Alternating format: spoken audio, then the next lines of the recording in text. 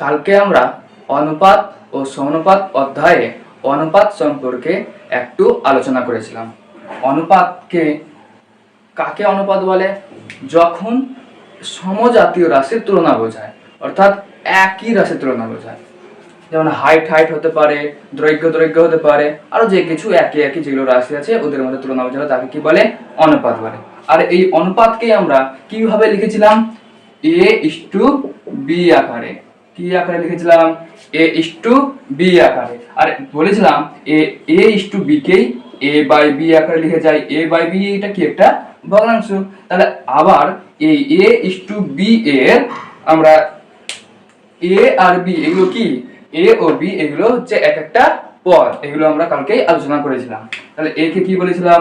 পূর্ব পদ বলেছিলাম। কি পদ? পূর্ব পদ। আর b কে কি বলেছিলাম? উত্তর পদ। কি বলেছিলাম? উত্তর পদ। হলো। এবার অনুপাত তো হলো। এবার এই অনুপাতের এটা কি একটা পদ আর বিটা কি একটা পদ? যখন এই দুটি পদ যখন কি হয়ে যায়? সমান হয়।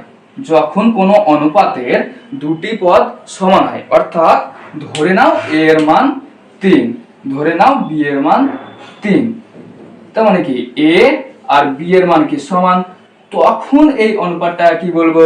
তখন এই অনুপাতকে বলবো সামান্যপাত। কি বলবো? সামান্যপাত।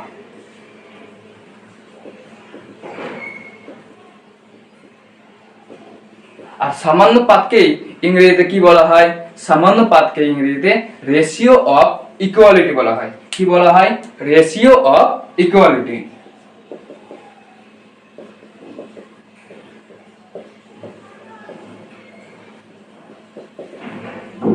কমপ্লিটেড। তাহলে কি বললাম? অনুপাত। অনুপাতকে কি আকারে লেখা হয়? a:b। a:b কে আমরা a/b আকারে লিখতে পারি। তাহলে আবার কি বললাম? যখন a:b অর্থাৎ কোন অনুপাতের দুটি পদ সমান হয়ে যায়, মানে a আর b এর মানগুলো যখন সমান সমান দেওয়া থাকে, তখন তাকে কি বলে? সামান্যপাত বলে। তার মানে কি? Ratio of equality. এবার ধরে নাও যখন কোনো একটা অনুপাতের a = b না হয়ে a not = b হয়, মানে a আর b এর মান আলাদা আলাদা থাকে। ধরে নাও এটার মান a এর মান 3 আর b এর মান 4, তখন কি দেখো a এর মান আলাদা আর b এর মান কি আলাদা, তখন এই ধরনের অনুপাতকে কি বলে? তখন এই ধরনের অনুপাতকে বলে বৈষম্যানুপাত। কি বলে? বৈষম্যানুপাত। বৈষম্যানুপাত মানে ইংরেজিতে কি বলে? ইংরেজিতে বলে রেশিও অফ ইনইকুয়ালিটি। কি বলে? Ratio of inequality. তাহলে কি পড়লাম? অনুপাত। অনুপাতকে কিভাবে লেখা হয়? a:b আকারে। আর এই যখন কোন অনুপাতের a পদ ও b পদগুলো সমান হয়, তখন তাকে কি বলে? রেশিও অফ ইকুয়ালিটি, অর্থাৎ সামান্যপাত। আর কি বললাম? যখন কোন অনুপাতের a পদ ও b পদের মান দুটাই আলাদা দেওয়া থাকে, তখন তাকে কি বলে? বা দুটি পদই আলাদা আলাদা হয়, তখন তাকে কি বলে? বৈষম্যানুপাত। এবার এখানে একটা জিনিস বোঝা যাচ্ছে, অনেক কেউ বুঝতে পারে না, a not = মানেই হচ্ছে a আর b আলাদা আলাদা হবে, মানে a আর b একই হবে না। = মানে কি? সমান, মানে a আর b এর মান সমান হবে, কিন্তু এখানে নট মানে কেটে দিয়েছে মানে কি a আর b এর মান আলাদা আলাদা হবে, তখন তাকে কি বলে? Ratio of inequality. কমপ্লিটেড। এবার রেশিও অফ ইনইকুয়ালিটির ভিত্তিতে আবার অনুপাত দুই প্রকার। কয় প্রকার? দুই প্রকার। এক কি? ছোটতে আমরা শিখেছি লঘু অনুপাত। কোন অনুপাত? লঘু অনুপাত। আর এক কি? গুরু অনুপাত। এক কি?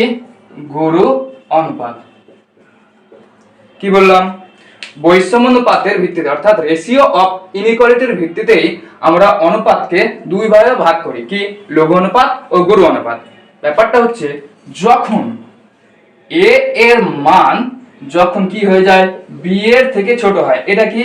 লেস দ্যান চিহ্ন, মানে দেখো এইদিকে দেখো কম আছে, তার মানে এটা হচ্ছে ছোট, এটা হচ্ছে বড়, তখন এই ধরনের অনুপাতকে কি বলে? তখন যেটা অনুপাত হয় সেই অনুপাতকে বলে লঘু অনুপাত। লঘু অনুপাত মানে হচ্ছে কি? Ratio of less equality. কি? Ratio of less equality. কি বললাম? লঘু অনুপাতকে কি বললাম? Ratio of less equality. মানে যখন পূর্ব পদটা উত্তর পদের থেকে ছোট হয়। এটা কি পূর্ব পদ, বিটা কি উত্তর পদ, তাহলে কি এটা বি পদের চেয়ে যখন ছোট হবে তখন যে অনুপাতের সৃষ্টি হয় বা যে অনুপাত তৈরি হয় তাকে কি বলে? তাকে বলে লঘু অনুপাত। মানে ratio of less inequality. Ratio of কি? Less inequality. এবার কি বলছে? গুরু অনুপাত। গুরু অনুপাত মানে কি? Ratio of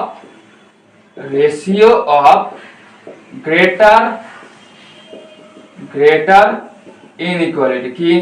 ratio of greater inequality. মানে ধরে নাও তখন কি হলো? এর মানটা ছোট হলো যখন বি পদের থেকে এ পদের মান ছোট হবে তখন তাকে কি বলে? রেশিও অফ ইনইকুয়ালিটি, মানে লঘু অনুপাত। আর যখন এ পদের মান বড় হবে বি পদের থেকে তখন তাকে কি বলে? Ratio of greater inequality. তখন তাকে কি বলে? Ratio of greater inequality. এবার একটা জিনিস বোঝার আছে, আবার এই যে একটা আমরা কি দেখলাম এখানে? সামান্যপাত দেখলাম। সামান্যপাতে কি বললাম? একটা অনুপাতে a is to b এর মান অর্থাৎ a আর b এর মানটা কি সমান হয় তখন তাকে বলে সমানুপাত। কিন্তু এখানে অনেক কেউ সামান্যপাত আর সমানুপাত জিনিসটাকে গুলিয়ে ফেলে। সমানুপাত আলাদা, কি? সমানুপাত আলাদা আর সামান্যপাত আলাদা। সমানুপাতে হয় দুটি অনুপাত, a is to b একটা অনুপাত আর একটা c is to d অনুপাত। যখন দুটি অনুপাত সমান হয় তখন তাকে কি বলে? সমানুপাত বলে। আর যখন একটি অনুপাতের দুটি পদ সমান থাকে তখন তাকে সামান্যপাত বলে। সামান্যপাতকে কি বলে? Ratio of equality. আর এটা অ্যাকচুয়ালি কি? এটা অ্যাকচুয়ালি হচ্ছে প্রপোর্শন, মানে সমানুপাত।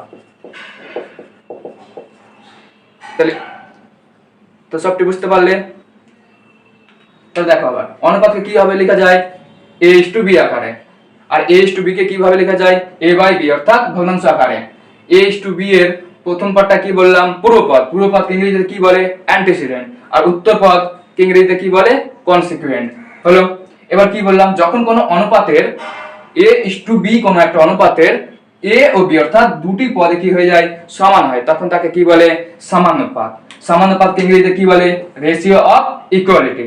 এবার দেখো যখন কোন অনুপাতের a ইকুয়াল টু b না হয়ে a not equal to b হয়, মানে a আর b এর মান আলাদা আলাদা হয়, a ও b এর মান আলাদা আলাদা হয় তখন তাকে কি বলে? বৈষম্যানুপাত। বৈষম্যানুপাতকে ইংরেজিতে কি বলে? Ratio of inequality.